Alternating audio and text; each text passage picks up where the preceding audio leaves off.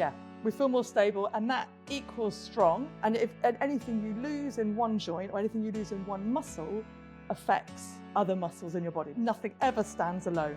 You are always working a system, and we want to keep our movements going for as long as we can, keep whatever joint action as long as we can, for safety reasons, for living pain-free, for having fun and living life. And bodies adapt. I've seen many people make massive changes. You can be 80, you can be 90, you still can change.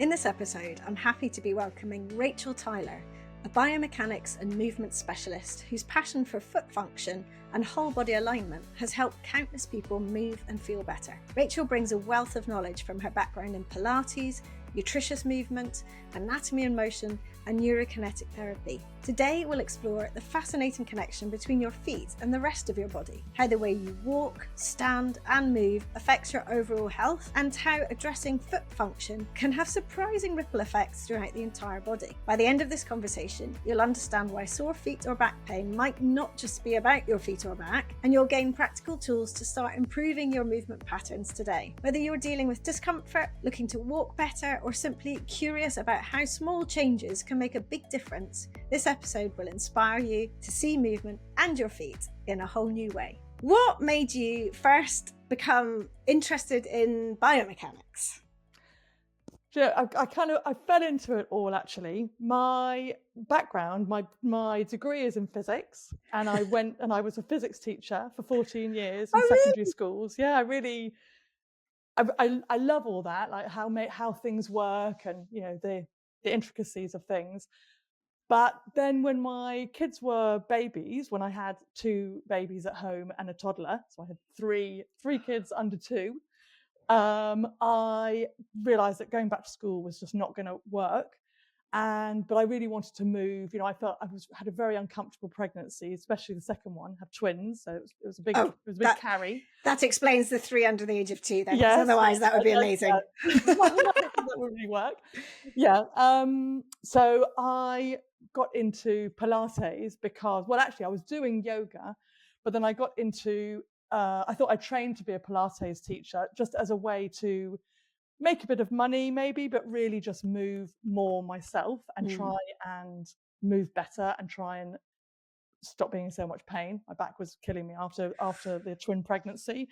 So I trained as a Pilates teacher, and I did that for not very long before I discovered Katie Bowman and restorative exercise, and realized that was the light bulb that I needed, that it wasn't just about moving your body more, but it's about moving the individual parts of your body more. And by by increasing the range of each joint, you have a knock-on effect to every joint next to it, and your whole biomechanics changes. And she does it very carefully in that you meet everybody where it's at, every body system where it's at, and you don't push it far out of that point. You just move within your movement boundaries, and by doing that, your boundaries increase. Your boundaries get wider. And so then I trained to be a restorative exercise specialist. We call them res. And that's what really drove me for quite a few years. But then with all that, I learned a lot of anatomy. And so I discovered other movement teachers. I did an anatomy and motion with Gary Ward, which is really a photographing or having a look at the body through 5 different phases of walking, 5 phases when your foot is on the ground. There's 5 different body positions and foot positions every moment where your foot is on the ground in walking. And he has mapped out the whole rest of the body, how it should fit going up from that foot. And then through that, you can see people's limitations. Like if you slow down their walking, like you film their walking and then pause, freeze frame at each point of their walking, you can see where their imbalances might be, where their limitations are. And then you go in to try and fix those by putting the foot into a certain position and then the body into a position above it, trying to move, trying to increase the ranges there. Like, so just trying to decrease tension in the muscles, decompress joints by moving them around, but in walking shapes, in gait shapes. I also did neurokinetic therapy, which is I've done all the levels, which is a form of muscle testing where you use the nervous system. So you find what muscles in the body are neurologically weak, which ones are neurologically strong. Not saying that those muscles are strong or those muscles are weak, but that your brain doesn't connect to them very well. So using that, you can, let's say, test someone around someone's knee and see which muscles around that knee are overworking and which ones are underworking, and then rejig the balance, realign the muscles, make them work either by massage or just moving them in and out of range. You can make muscles relax, and then you want to invigorate the muscles that are neurologically weak in that pattern. Through all of these things, anatomy and motion and neurokinetic therapy, you learn a lot about the body's movement systems. So there are 5. It depends what you look at, but a lot of people think that there are 5 different movement systems. And for example, one of them is the deep longitudinal system, and that goes from the foot all the way up the back of the leg, up the back. And so you could see then how muscles in the body connect. So if you had a foot that was very flat, let's say, and your arch is very close to the ground, the muscles at the bottom of the foot are long, then you might find an issue further up the leg that has an impact on. So you might find a muscle that is too tight because the bottom of the foot is too loose. So you have you kind of, the tension patterns are shared along those lines. So knowing all of those subsystems comes into both neurokinetic therapy and anatomy and motion. You look at the whole body as a system, which kind of fits in with my physics background, because I love that. Something happens and therefore that happens. And forces as well. Forces, back to physics, Lots of levers, lots of pulley systems, over the knee. Something gets, you bend your knee, the muscles below the knee are lengthened, the muscles above the knee are lengthened, and the front, and then at the back they're shortened. It all kind of makes sense. So you literally have come at it from all angles. So you've just pitched yourself as a super expert. No, I definitely wouldn't say that. Always learning. But that's what's so important as well. And what it sounds like from the way you've sort of built up is that each piece of learning has then consolidated what you've learned about before, and then perhaps made sense of it in a slightly different way. And I think that's the most beneficial thing, is to be able to look at the problem, whatever it is, from a whole variety of angles, and by learning from different people's views of things, that's how you get there. So then you're now forming the Rachel Tyler version of how you see that, and that's how I met you, was through Instagram, and that's what I learned from you, from all your posts and your way of looking at things. So a lot of what you post about is particularly about feet and foot function. So what sort of started that interest? Was that one of those courses particularly, by the sounds of it? Although Katie Bowman talks a lot about feet as well. She has a healthy foot course. I think it's probably stemmed from the restorative exercise, which she calls herself nutritious movement now, with Katie Bowman. You kind of learn from her. I learned from her that the foot is your foundation, and your body rises up from there, from the ground, and whatever foot shape you have determines the body shape above it. But then that also is very much what anatomy and motion is about, is the same thing. So your contact with the ground, the foot contact with the ground, and the position of the joints within the feet then determine the position of the joints above the foot, up the leg, mean, all the way, all in your whole entire body. So yeah, they're all the same thing really, and I suppose that's what it was. I have actually, my other big love is pelvic floor. I think probably through being, through pregnancies myself, and also through my client base. I see a lot of women. I think a lot of people do. I think women are probably have more time, but also are more body aware, more likely to come to get help with issues with their body, though that is changing. We are seeing a lot more men now, which is great. So then, there's pelvic floor issues because women have pregnancies. Children, and they have different setup in their pelvis area. Feet I find fascinating, and actually a lot of my work is determined around feet. And people, if they come to see me about an issue with their hip or their back or their shoulder, I will always look at how they stand and how their feet move, and see that their feet movement correspond to certain movement above in their body, but also what their movements in their body, what that does to their feet. It goes both ways.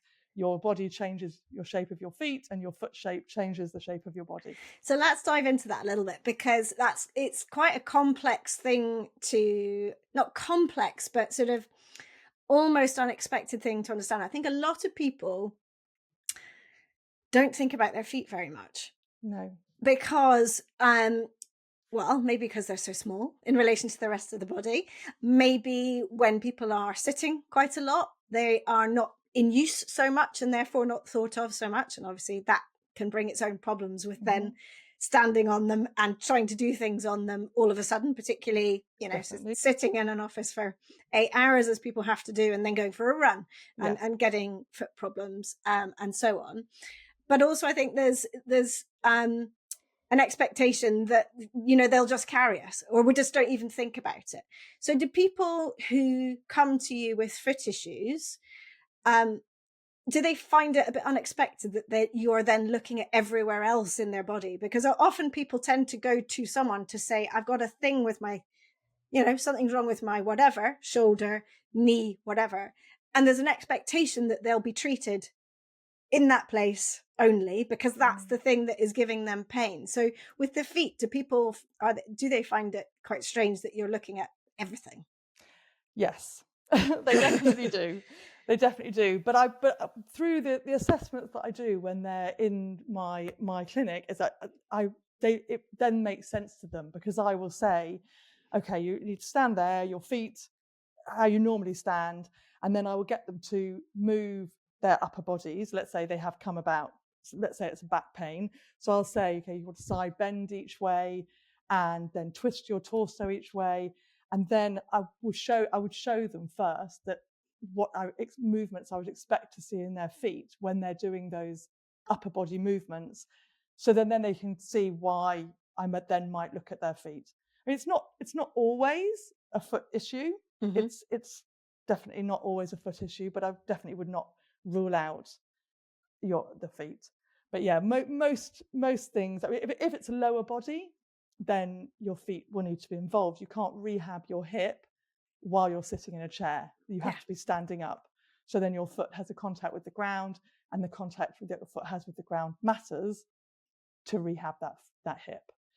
But yeah, you might have something in your upper body that hasn't come from the feet, but it's quite often got something to do with it. How you stand has often something to do with it, and so then your feet need to be taken into account. If you wear shoes with heels a lot, then your body weight is forward on your feet, your pelvis is forward, your upper back body is probably a bit further back, and your head is forward, and that's going to have a big impact on your neck or your upper body posture. And on that, so a heel being anything that's higher at the back than the front. Yes, any rise from in your shoe at all. Yeah, so we call barefoot shoes 0 drop. So it's usually the drop height we talk about. And you're an advocate of barefoot shoes, are you? Do you know, I am. But I can hear a but. but. Yeah, there's a but. I've worn barefoot shoes for 10 years. I don't wear any shoes that are not barefoot. I think I couldn't fit into them. They would be so massive in size, but to get the width of my now very wide feet in. I don't think they look particularly wide, mind you, but anyway, they are wider. But it's more that because they don't allow for spread of the toes, shoes that taper in at the toe. But yeah, I have seen, I don't think barefoot shoes are always, I wouldn't be militant about making people wear them. No. It's far too much for a lot of people to go in wearing them. And I've seen people who wear barefoot shoes have serious foot, ankle, or knee issues that haven't arisen from the shoes, but the shoes have it's not like the shoes have fixed all their problems. Yeah. So yeah, I do encourage people to wear shoes that their feet can feel the ground more, and they haven't got a lift to the heel, and they don't squash their toes in. And also being barefoot at home more often. Being barefoot at home, but really being barefoot at home is almost the same as wearing shoes in a way, because our floors are so flat. So really it's standing on rough, uneven, knobbly surfaces, and sharp, standing on things. If you stand on something and it's uncomfortable, you want to be standing on that more. I love that. And that's to do with the sensitivity of your feet and those nerve endings, isn't it? And making sure that connection with the brain is happening. Mm-hmm. They need to be stimulated. Yeah. I think probably just the very fact that the base of your feet is so far from your brain, you kind of don't think about that absolutely key connection. And yet it's the first thing that tells our brain what everything else should be doing. Absolutely. And yet there we cover it up. Our hands, so it really matters what your feet feel. Yeah. So I suppose starting off barefoot at home is, if you find like you've got the very, very sensitive feet, then, starting there at least, and then maybe venturing outside a little bit, doing it a bit more in the summer, feeling okay about being barefoot a bit more would make sense. Definitely. I do find myself saying a lot to my clients, if it feels uncomfortable and it feels horrible, do it more. I bet they love you for that. They love it. They love it. It is hard to have that, shift from something, if it's uncomfortable, I shouldn't do it, to sometimes if it's uncomfortable, not agony and extreme pain ever, but if it's uncomfortable, it might be telling you something about the fact that you're shying away from that discomfort for a reason, and that you're into sort of protection mode. And that we all know protection mode, both mentally and physically, can keep us away from, as you say, the stuff that we absolutely need. Yeah. I think when the penny drops there, it doesn't really, that's it. You view everything very differently. Yes. And there is no going back. But yeah, some people do still need convincing, because we obviously don't want pain. No. Obviously, no. But if let's say, I don't know, you wake up one morning and your neck is sore, holding it still all day is not going to be the answer. Moving it is going to be the answer. Not moving it violently around, but gentle, mindful movements will fix it. And not just of your neck, because if your neck hurts, you want to be moving your rib cage and your pelvis, because you want to actually move the whole spine. Right? Moving your rib cage, you move your neck. And just as an aside, it sounds quite like I was saying, right, just move your neck around. I would do a lot of torso movements, but the same thing. You want to ease movement back in. Just taking a quick pause because I want to tell you about a new offer exclusively for listeners of this podcast. If you'd like to improve your mobility, strength, and learn more about moving well in daily life now and to train for your 90s, come and move with me in the Reclaim Movement membership. There's weekly live coaching in term time with hundreds of replays available, as well as hordes of 5 and 10 minute mini movement videos to follow throughout your day. I'm offering you a 15% discount on your first month's membership on top of the 7-day free trial. Go to reclaimmovement.co.uk/membership to create your account and quote the code podcast15. Let's move together to feel better and keep doing all the things you love. Yeah. So give me a couple of examples then. Let's talk about something in the foot that you commonly see as an issue that is actually coming from something further up the chain, let's say around the hip area, Mhm. and how you would look at someone and what you would look to see, and some basics, because obviously every case is unique, it's very Yeah. different, but if you can generalize, how you would get that person to change the movement around the hip, Mhm. that might then affect the foot. So I might have someone who has feet that hurt. Let's say their feet are quite flat. If and so they're meaning that the arches are low when they're standing still. I would I'd like to see how, if their body, if their pelvis primarily can change the shape of their feet. So I'd get them to stand still with their feet lined up and then just rotate their whole body, turn to look over their Yep. shoulder one way and then turn to look over the shoulder the other way. And I would want to see there that their feet move, that their arches lift and lower. So if you turn and look over your right shoulder, Hmm. first of all, your weight should go onto your right foot, Yeah. shouldn't be left on your left foot. Okay. So you go onto your right foot and your right foot arch should lift up so that the big toe knuckle would stay on the ground and your heel's obviously still on the ground. And then you get this pull of all the muscles going up. Because, unlike a lot of people think that the arch is a structure of the foot, it's not the structure of the foot, it's tension in the muscles of the feet. So it should form and it should unform.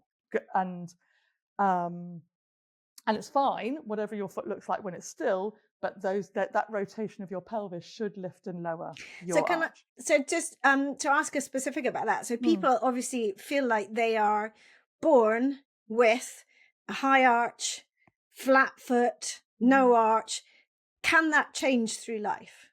Definitely, definitely. Muscles are extremely adaptable, and there is no age limit to being able to adapt your muscles and change the tension in them. And remember, we don't want them really tense. We want them to be able to lengthen as well as shorten. But yeah, that can be done anytime. People are born with some genetic dispositions towards things. Like if you are born with joint laxity, you you're going to have right you're going That's to me. that's you you're going to have more flexibility in certain joints, not necessarily all of Yeah, them, and so then you have to work a bit harder to to find strengthen. tension. Yeah, Yeah, and you wouldn't want to be stretching loads because you are yeah. already stretchy. Because then you become a spaghetti wobbly Yes, mess, then you'll just be flopping and all over the like I ground. did, you Yeah. go running on that, and then you get into years of pain. So no, Right. definitely not. No, definitely not. But definitely you can change. Everybody could change and quite quickly. Muscles are, it doesn't take long for a muscle to, reform. So yeah, you are going back to that person, Yeah. they would rotate and their pelvis. And if I saw that when they rotate their pelvis, their arches don't lift and lower, then I would think, okay, there's an issue here, possibly up the leg, in the hips. Like there's a spiraling down the leg that isn't there. So I would look at their hips and see how the rotation of their hip, the hip being the femur, the thigh bone going into the pelvis. I would see how that femur, how that thigh bone can rotate in the pelvis socket and get that working properly, either with muscle testing and exercises.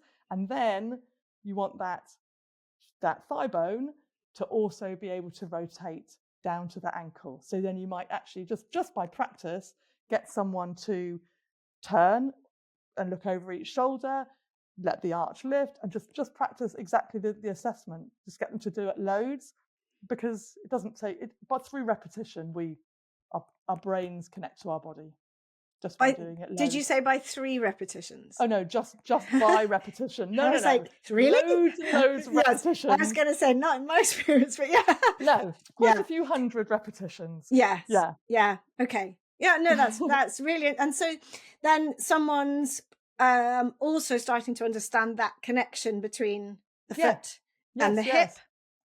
understanding the importance. So that kind of also goes back to, what are they, from my lens, what are they doing or not doing in daily life that Mhm. involves those type of movements. And, twisting, if we just simplistically say what you're talking about in terms of twisting, um, isn't something we have to do very much in daily life, because we often will turn our whole body to the Mhm. thing in front of us rather than twisting to get the thing. You're absolutely right. And therefore we lose that spiraling. And Mhm. we're going to come on and talk about walking in a bit, but a lot of the walking pattern involves it's necessary to be twisting. Yeah. And that's the great thing about, if you like walking, or if you love walking, but if someone who doesn't walk so much, then again that's actually losing some of the twist that we Yes, need. and it's not the twisting of the whole body that your body needs when walking.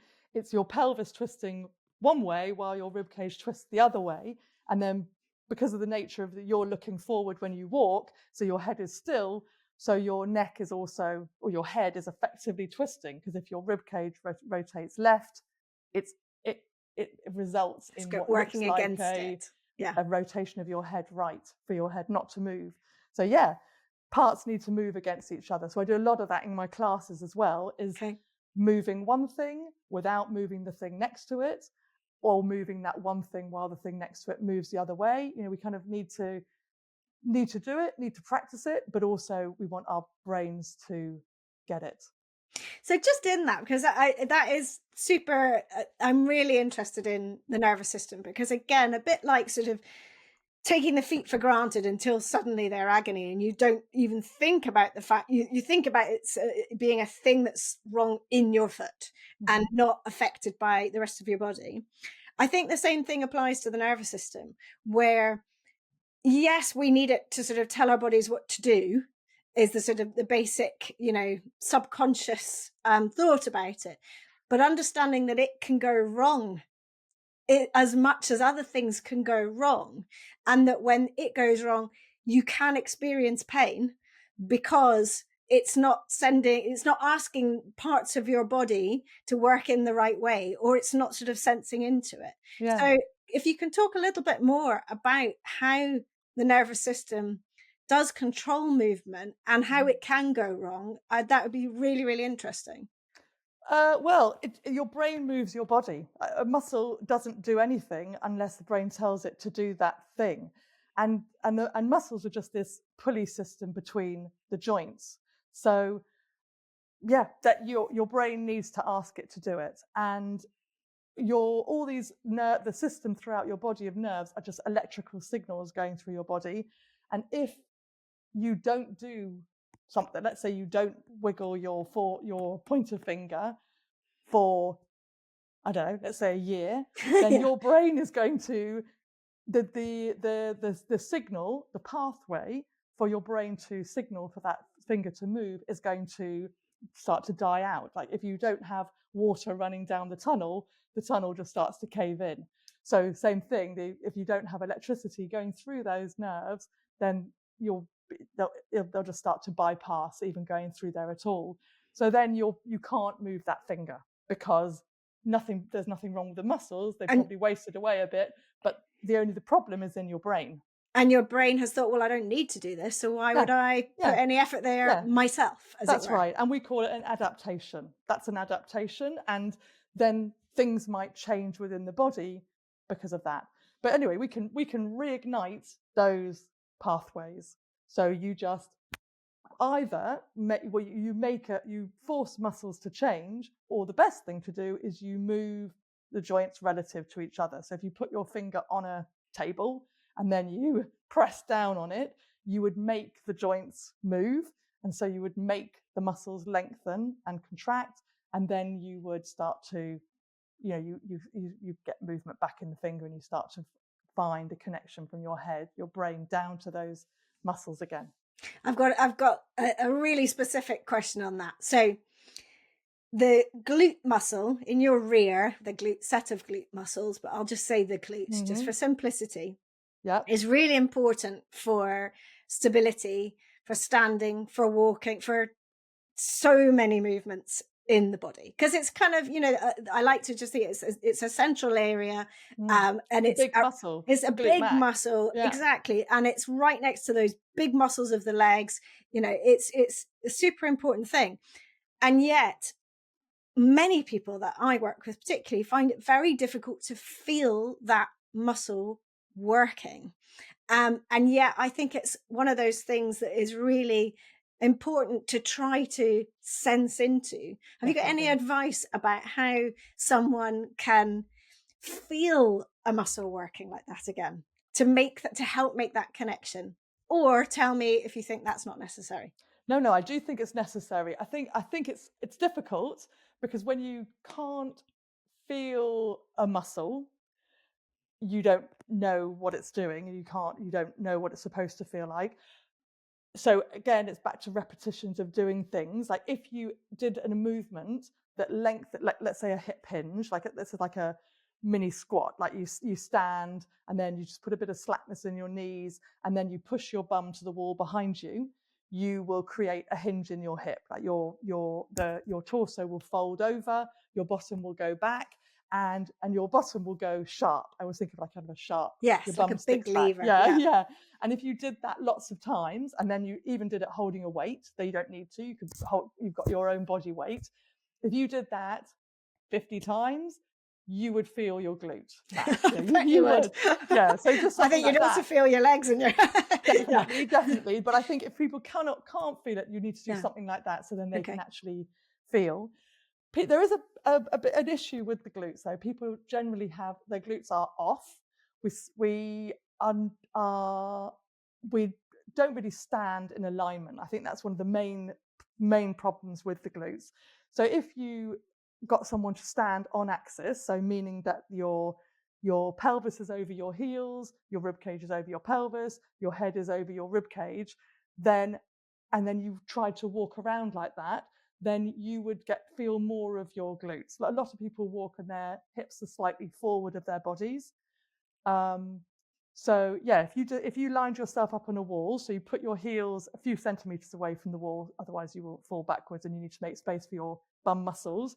And then you put your bottom on the wall, and then you put your rib cage on the wall, and then you put the back of your head on the wall, and then you try to soften the front of your body because you'll be there very rigid first of all. So you try to drop your chin into your chest and drop your ribs down. So what we want is length through the back of the body. Then just try and push your head up the wall so you've got lots of length, but then make sure that you keep feeling the wall with your both bum cheeks and both sides of your back, and then step away from the wall trying to keep that position. Then most people will think that their bottom is too far back. Yeah. They'll feel that They're going to they'll feel topple very wrong. Yeah, and they're going to topple over yeah. backwards. Yeah. And obviously that's the problem with wearing heels because then you have to have your pelvis forward. But yeah, if people start thinking walking around more like that, more upright with all their parts stacked, then they would use their glutes more. Also walking with the glutes, that's a big thing. You want to use your glutes when you're walking. So let's jump in there about that right now then, because that's all to do with the technically called posterior push off. Mm-hmm. So if you think of posterior as your bum and the back of your body, obviously, then tell us a bit more about that, because that also connects into the way the foot is working. So Yeah. without getting too technical, Yeah. understanding how someone can do that glute fire. Because obviously when I speak to clients about this, I always say it as it's such an easy win, because if you're walking, you're getting a fire in that glute every single step. Boom, boom. No need to remember to do hundreds of reps of your hip hinge because you're just walking, but in a certain way. So that's right. I think my main biggest instruction point for that, and the easiest instruction point, is just to push the world away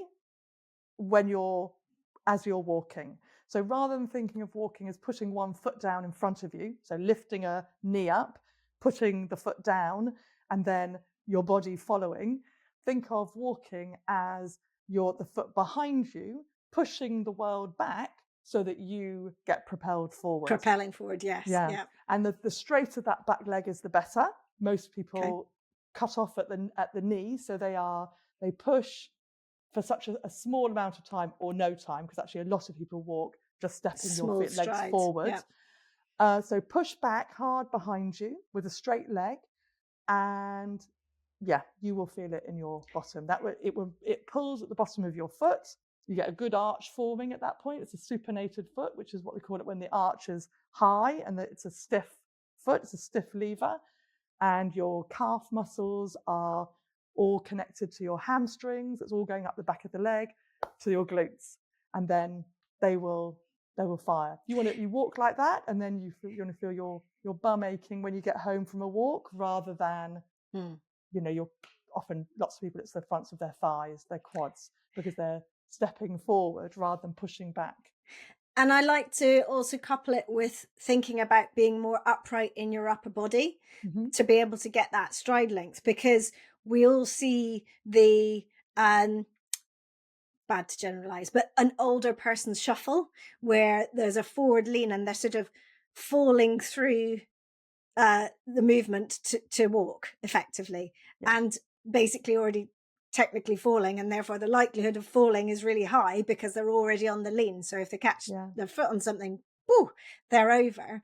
So learning to be more upright. And coupling those together, I have found that I used to be quite slow, not slow, but I was always behind my husband when I was walking, and thought, why can't I catch up? And it's just because he's taller and faster and then when I made those changes, because I had gone into the world of Katie Bowman and so on, I'm at his side and can sometimes push on past. Oh yeah, and you're it's much more efficient, much more powerful. And with that, the stooping that you were talking about before, with that extension through the back of the leg, you should have an extension in the front of your hip, so a good stretch there, and you should have an extension through your spine. So actually you can't push off if you're stooped down looking at the ground. Right. You have to be upright, otherwise that push off is impossible. And that's it. Just your body shape just won't make it happen. So yeah, it's using all your back muscles. So it's great little tip. And the big toe in this, because obviously when people wear more rigid soled shoes, it's really difficult for their foot to move within the shoe to push off well. So, it's making that job that we've just talked about, those easy wins, harder. But it's also impacts the way the big toe moves. And again, it seems like the smallest thing. And when I talk to people about the importance of how your big toe moves and the mobility in your big toe, understanding that chain is quite a difficult thing to convey. And obviously, if you're in a more flexible soled shoe, then you can get that movement through the arch you were talking about, through the splay of the feet, toes you talked about, but also the big toe. So how do you sort of help people to get to link the fact that big toe is so key in the process? Well, if you stand and just have your legs straight and lift all your toes up, not just your big toe, but all of them, then, and your big toe as well does work. It is the main toe, but what we want, when you push off behind you, push off through the whole width of the ball of the foot, so it's all your toes. But if you lift your toes up, you should see, and sometimes you don't, if a foot muscles need strengthening, then your arches lift. So that toe lift comes with an arch lift. She looks down. It's called the windlass mechanism. It's a pulley system that should happen. So when you push off behind you, your toes are tucked. You haven't lifted your toes, but they're in that same shape. You've lifted your heel with your toes down. Then you get that arch forming there. So anytime your toes are higher than your soles of your feet, you should have an arch forming. And yeah, if your shoes are very stiff, or the soles of the feet are very thick, or both soles of your shoes, sorry, then yeah, it's not going to happen. I do want to kind of stress that there are people who wear shoes that are not barefoot shoes who don't have foot problems. But you are making the probability of that quite low. It is much, much more likely that you're going to have good foot function if your foot can move. Much, much, much. So yes, so you would want to be able to get that foot shape and get that push off of the ball of your foot. Yeah. And this, and to sort of circle back, this is not just so that you don't get foot problems, but it's so that you don't get ankle problems, knee problems, Hip hip problems, problems, and back. let's keep going the whole way up. Yes. I was fascinated to see something that you wrote about in relation to the jaw, and how the function of your jaw can really affect other things in your body. Can you talk a little bit about that? Yeah, the jaw has a huge impact on the spine. I mean, your jaw really almost can be thought of as part of your spine. And when your lower jaw, it's the lower jaw that's the movable bit, when that's forward of your top jaw, so of your top teeth, so when you have what is effectively an underbite, you change the flexibility down your spine. And when it's retracted, when your bottom jaw is further in, then so your top teeth come way over it, that also changes flexibility of your spine, but the other way. So yeah, a lot of jaw issues and back problems are related. As we get older, our jaw tends to sink backwards. It's much more effortful to keep your jaw forward. So actually, that's quite a good tip, is just to you could try to do little resisted jaw exercises, like you put your hand on your chin and you try to push your jaw forward, and you just do little, just a small amount of resistance. You're just trying to jut your jaw forward. Um, but also be conscious of your tongue position, because your tongue and your jaw are very related, they're interconnected. So when your tongue is stuck on the roof of your mouth, where it should live, then you get this tensioning in the muscles down your neck and in your jaw muscles. So that's also a good thing to do, is to practice, or at least be conscious of, where your tongue position is, like where your tongue is located. I've got a little story that is kind of goods and bads on that one, where and I know the episode number. In fact, episode 10, I was talking to my good friend Jane Tarrant about tongue position, because she came on to talk about retraining your breathing habits for optimal health. And I have been through her course. And they're talking about tongue position. We were talking about this with my son. All of them have had to have braces. So it does affect the mouth versus nose breathing and so on. And I talked about the tongue position in terms of how it affects your jaw. And one of my sons said, "Oh yes, it's actually on TikTok, because they talk about putting your tongue into the roof of your mouth so that it makes your neck look better." Nice posture. Oh, Well, yeah. so I thought, well, okay, good, because that's going to improve the breathing. Whatever gets the point across. Exactly. If we're looking for looking good, fine. Yeah, yes, Yes. that's funny. And maybe stick with that for life, because then you'll breathe well. It is interesting how things sort of get changed. Yeah, when we're all about aesthetics. Well, there is that though. A part of all of this is that it does actually look better. Tighter muscles changes that neck. Yeah. And going back, I was interested by what you're saying about so back into walking, about the gait cycle, and how you were saying there were the different phases of the cycle. And you said at the beginning you would video someone and stop the video. So what is it, when you're looking at that, you're looking at the way all the different parts move in relation to each other? Is that right? Yes. So you look at there is a position that your parts should be in when you're in each phase of gait. So when your knee bends, your foot is on the floor, your knee bends, your ankle should also be bent, your hip will also be bent, your spine should be whatever extent. There's actually two different positions, and when your right leg is forward, for example, your left arm should be forward. So that shoulder the left shoulder blade is doing something different to your right shoulder blade, and your spine should be in a certain position in three planes. There's always three planes of movement that we look for: front to back, sagittal, side to side, frontal, and transverse, so the rotational. And so each joint should have a position in those 3 different planes that fit with the phase of gait that they're in. So it's mapped out. Gary Ward has mapped it out, and so you would then film them walking. Then there's apps on phones that you can use to stop video and slow it down, like change it by a millisecond. And so then you can, then just pause them in each phase of gait and then look to see whether the things are doing what they should be doing, because that's always what we're looking for, is looking for limitations, looking for blockages, looking for, that the movements not being related, not being connected. So then, you can often see then why they might have, I don't know, like an issue on the left side of their neck and also in their right foot. Something like that might be very much to do with each other. Because, your arms and legs are very much connected with that reciprocal arm swing gait in your gait pattern.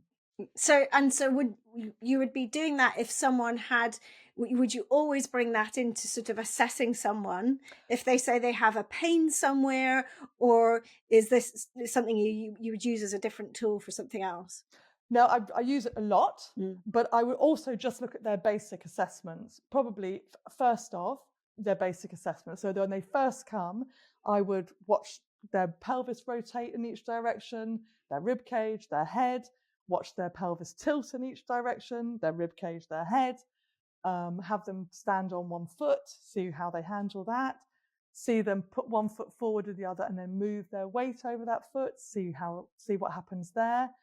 And all of those, I'm looking for movements that are much more than others. So if imbalances in size of your body will give you quite a lot of information about people. So if they can rotate their hips left but not right, then it kind of, so hips rotating right, that's a left leg forward position. So then you think, okay, if they can I don't know what I said now, but if they can rotate their hips right well, and that means that they can get their left leg forward well.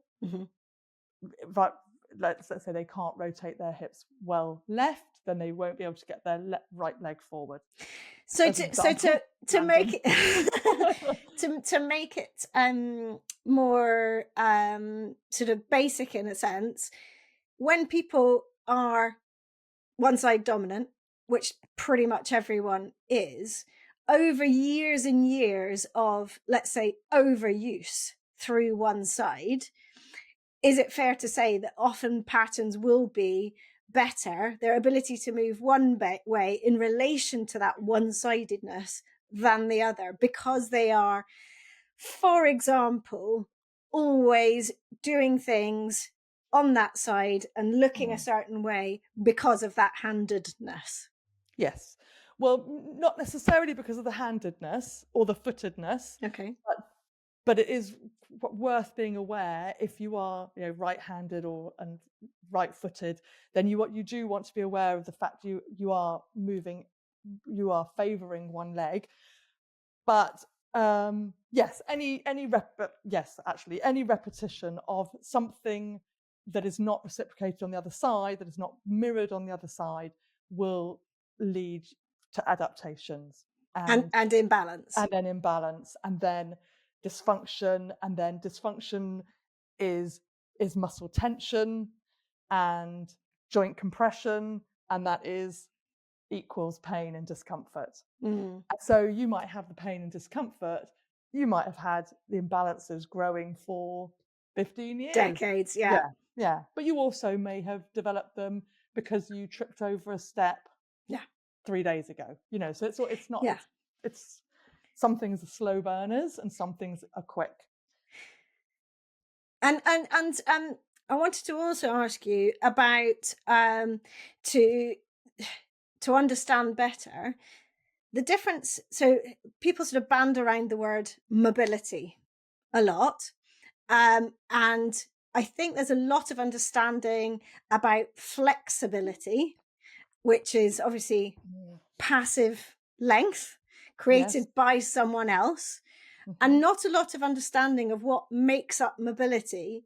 And I think you mentioned it earlier in the conversation, but understanding the importance of both length but also strength in Mm, a muscle to ensure that you have balance in the body. Um, yep. yeah. So I haven't got a specific question in the sense, but No. can you talk a bit about to help people understand the importance of a muscle both being long and And short. strong, Yeah. So and muscle. how and in a way describe it by showing how that shows up when it's not. Okay. Muscles need to lengthen under load. So when you're using them, like if you move your arm around and you are not holding a bag of shopping, it feels very different when you move your arm around when you are. So you want to be able to moving under load kind of gives us that strength idea. But every muscle in your body has an optimal length, and it also has an optimal shortness. So, and that depends on you. You know, everyone has different limb lengths and all sorts, and hypermobility issues and things. But that there's an optimal one that may not be actually apparent in you. So you may, let's say, let's go with a knee. Your knee may not bend. In fact, let's go with an ankle, because that's ankles are very often Mm. quite immobile and it has a big problem in gait. So if your ankle doesn't dorsiflex, that's when the top of your foot comes up towards your shin. If that is very limited movement, then you will have problems walking, because you can't roll through the foot and you can't lift the front of your foot up and your foot hits the floor. But oh, sorry, I'm going off on a tangent now. I tend to do that. No, so And well, I was it's just going to short. actually add in, and you will struggle to be down low squatting and being Yes. able to stay. And I think a lot of people say, why do I always fall backwards Mm, in a deep squat? And it's often to do with actually a limitation, a lack of strength in the yes. front of the leg, but also a limitation In the in the ankle. angle Yeah, of which the is interesting, ankle. because a lack of movement in the ankle is very often accompanied with the lack of movement in the hip, because of Mm. exactly that. Because you can't squat and you can't push off the ground properly behind you walking, and you can't pull the top of your foot. It's very much related. Hip tightness and ankle tightness. Very good idea to keep the flexibility of your ankles. And Mm. I can give tips if you want to, Yeah. for ways that people can do that. But I'll just go back to the muscle Yeah. question, because I Yeah. can't retain it all in my little brain. So the muscle one, if you have this length and shortening that's ideal for a muscle, then there is a middle of that movement. So there is neutral, or center, as Anatomy and Motion, Gary Ward calls it. Neutral is kind of a bandied around word as well, being that center of that movement. If your muscle, if you don't move that limb around very much, and it never really goes long much, and it never and it doesn't never really go short. Let's say you lengthen it more than you shorten it, the muscle will adapt, and it will be able to be long more easily than it will be able to be short, because you have not exercised the shortening side of it much. So then your neutral changes. It becomes nearer the lengthening side. So then you change where your center is. And what we're trying to do in all sorts of in my work and your work is we're trying to move that center back again. So we're trying to lengthen equally to contract, but also maximally each way to move your center movement, your neutral movement, back to actual center. That's what we're always trying to do. I hope that answers the question. I think I might have And gone off it piece a does, no, bit. absolutely it does. And also to um allow us to have stability in the whole all our movement patterns, Yes. joints in relation to joints, but also stability in general in our body, and Yes. stability meaning the control we have over those movements, so that we are not suddenly losing control of our Mm. movement at the end of a range. So we all know um, the feeling, if you don't sort of control sitting down, particularly let's say in a low chair, where there's potentially a sort of a last part of the phase where you might feel a thump down. Fall, yeah. Or the same thing if you're getting down on the ground and you're lowering a back knee down in a wide split stance, Mm-hmm. and you suddenly feel potentially that there's a sort of a loss of control. And I think that's a really common Yeah. thing. And I think that's a good example of saying it's that what we're wanting always is to have the control of our body in a whole variety of movement patterns so that we feel more stable. Yeah, we feel more stable, and that equals strong that's what we call strong, is Yes. the ability to do stuff. And yeah, and if and anything you lose in one joint or anything you lose in one muscle affects other muscles in your body. Nothing Yes. ever stands alone. So you are always working a system, and yeah, we want longevity. We want to keep our movements going for as long as we can, keep whatever Yep. joint action we can do as long as we can, for safety reasons, Yep. for Yeah. living pain free, and also for having fun and living life and Doing going the off for things we walks, love to do, doing the things we and want to not do. feeling limited because, oh, I don't know if I can do that because something in my body might not work, or I'm nervous it won't support me in what That's I right. want to do, That's which right. I think everyone knows. Yes. So then you do these natural movement classes or Pilates. I mean, I call my classes Pilates movements, but actually what we do is a lot of natural movement and a lot of moving mindfully and trying to see whether left matches right, and trying to increase the range of every joint and contract and lengthen, Yeah. and people therefore feel stronger. I mean, strength is a funny word. I mean, isn't it? Do we want to lift a Yeah. 10-ton barbell, or do we want to walk efficiently But and I think easefully? yeah, I think What's strength? that is strength. That is absolutely, I think it's about feeling strong, not Mm, necessarily being strong in the mm, sense that you're definitely. discussing. It's I think it's about feeling, efficiency and easefulness. yeah, and confidence that you can. And I think that comes from thinking, if I need to recruit my body to do a certain thing, I'm pretty sure I'll be able to do it. Even if it's Yes, at baseline, I'm pretty sure I can give that a go definitely. rather than it not being And then open it has to a them. knock on, doesn't it? Because then if you can do that, oh, now you've managed to get onto the ground. So now you can do that Mhm. on the ground. There's more that you can do because you could do the thing before. You give yourself far more option. Yeah, and then you get strong enough to get up off the ground, and Yes. you feel, a lot of people get up and down off the ground absolutely easy. An awful lot of people don't. Mm, And yet, if you can regain that strength, which is entirely possible, you definitely. feel good from being able to do that. And Hmm. hopefully, if you're a part of my world, you keep doing it every day That's right. so That's that you right. can keep doing it. So it'd be really useful to just have a couple of tips about ankles because they are really, really important. They probably are not thought about so much. And often, people do get more foot pain or pain other places and don't talk about them. So it'd be very useful, given that it is such a critical joint, to have a couple of Yeah. tips for people to take away from this conversation. Okay. Okay. That's a good one because the ankle is very important. It needs to be mobile, but it also needs to be strong. You don't want a floppy ankle. You don't want your ankles to roll in, roll out. So it needs to be both those things. And the ankle moves the foot, and the foot moves the ankle, and the ankle moves the leg, and the leg moves the ankle. Like the ankle is the junction between the ground and the rest of your body. So it's a really important place to work on.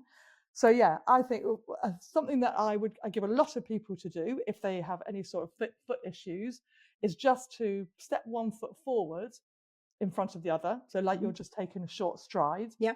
and then just move your weight onto the front foot and move your weight onto the back foot. And that's all you're doing. And you're moving your weight by bending your front knee.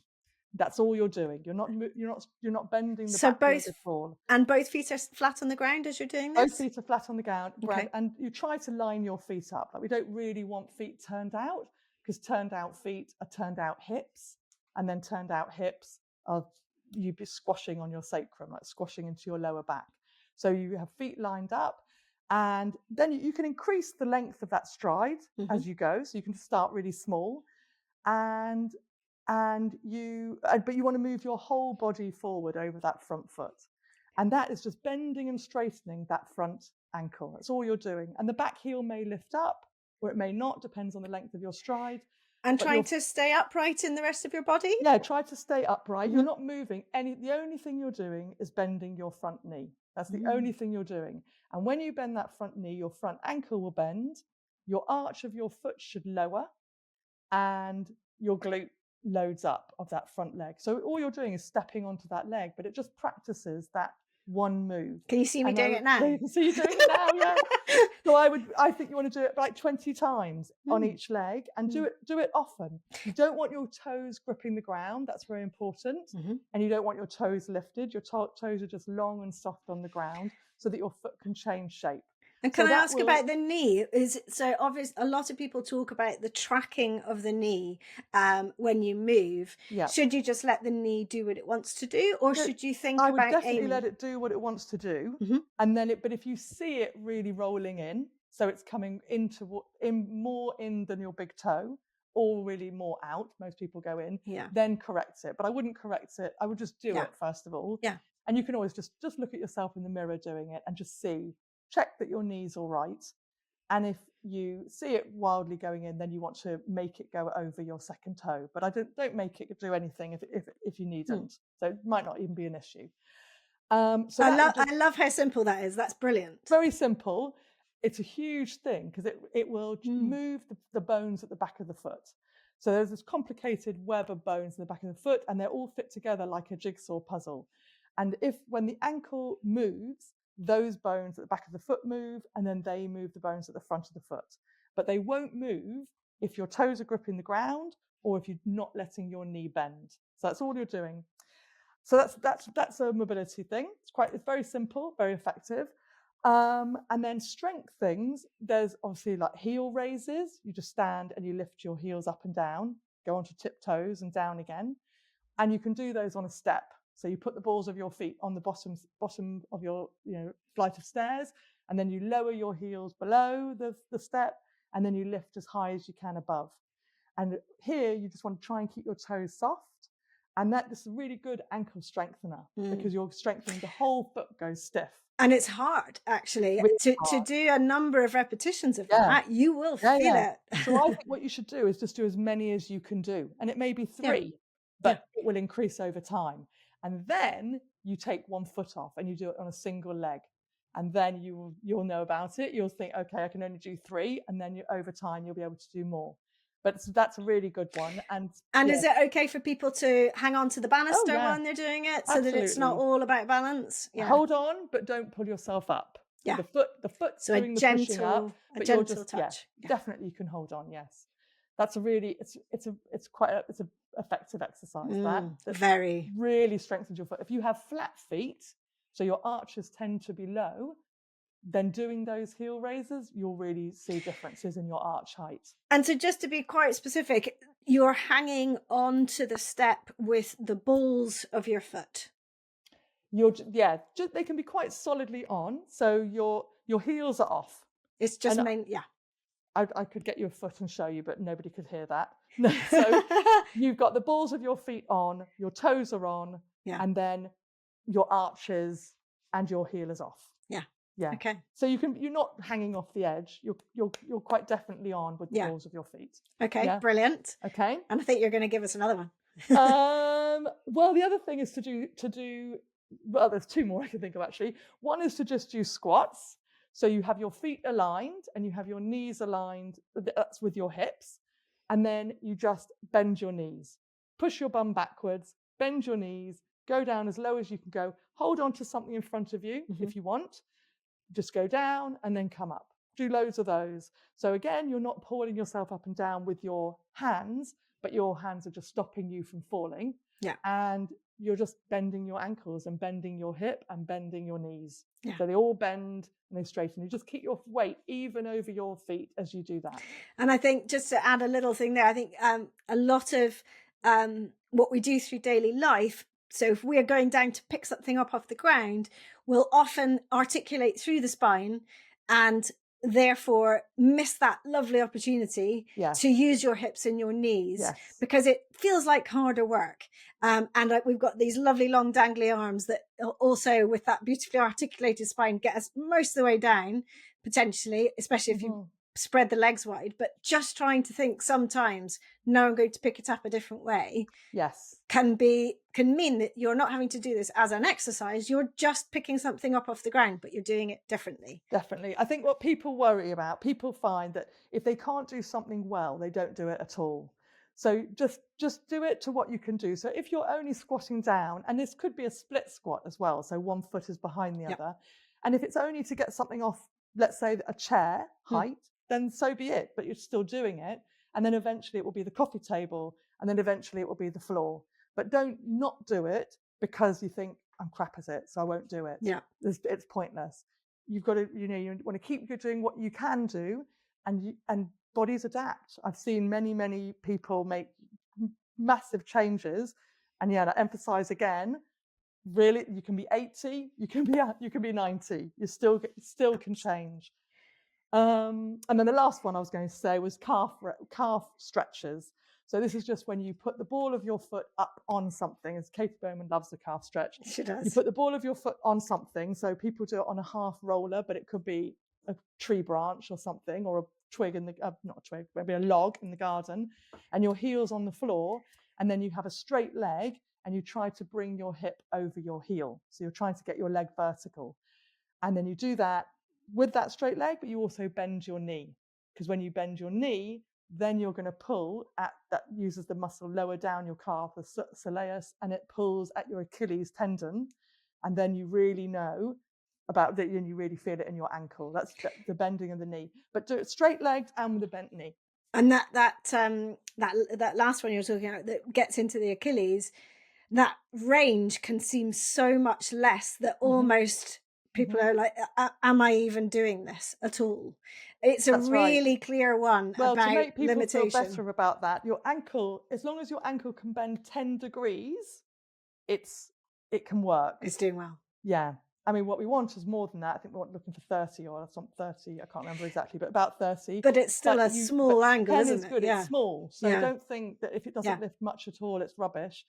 But you need to be able to, you need to keep that going, and also to increase it if you can. And if the foot is already up on a dome or a block or some sorts, you've already got an angle there. By just the very lean forward, you've already getting that. So then when the knee bends, you're getting even more. Yeah. Amazing tips. Thank you, Rachel. That is absolutely brilliant. I've really enjoyed it. I've learned loads, and I hope, I'm sure everyone has as well. That's fantastic. So many tips. Love it to be really practical. So that was super helpful. So, Rachel Tyler Movement on Instagram, is that right? That's right. Yes. That's my absolutely go and follow Rachel, because so many fantastic tips. And just briefly tell us about if people think, I need a bit of Rachel's magic, where can they find you? Well, they can contact me through Instagram or on my website, racheltyler.com, RACHELTYLER.com, just to be exact. Yes. And they can email me through there. And I do see people online. If I would push people towards a movement person near them if they could. I do think live is better. But absolutely, online is not a waste of time. Absolutely not. It's just maybe just get a little bit less done. But I'm always happy to see people online, or point them towards someone, or give them some tips, or maybe they're near enough to me and they can visit. Yeah. That's brilliant. As I have sent someone to you, I think, in the past as well, because especially if you know that someone is nearby, and you know someone good, that recommendation is worth so much. I think, absolutely. And seeing people in person is then you can actually feel your body. Yeah, it's true. Rachel, thank you so much for all your amazing wisdom, and thank you for your time today. Oh, you're very, very welcome. Thank you for having me. I hope you've enjoyed listening, and if you have, you can help by doing 3 things. First, press the follow button to tell podcast platforms you want to listen again. Second, please give the show a 5-star rating and leave a review about why you liked it. And third, I'd love you to share it with friends and family or on your socials, for which I'm truly thankful. Finally, if this podcast is making you want to start reclaiming your own movement, join me in the Reclaim Movement membership for classes, both live and by replay, and countless videos of mini movement breaks to add into your daily life, covering practical and fun, important natural movements. Visit reclaimmovement.co.uk/membership to get started with your 7-day free trial. See you for the next episode, and thank you so much for listening.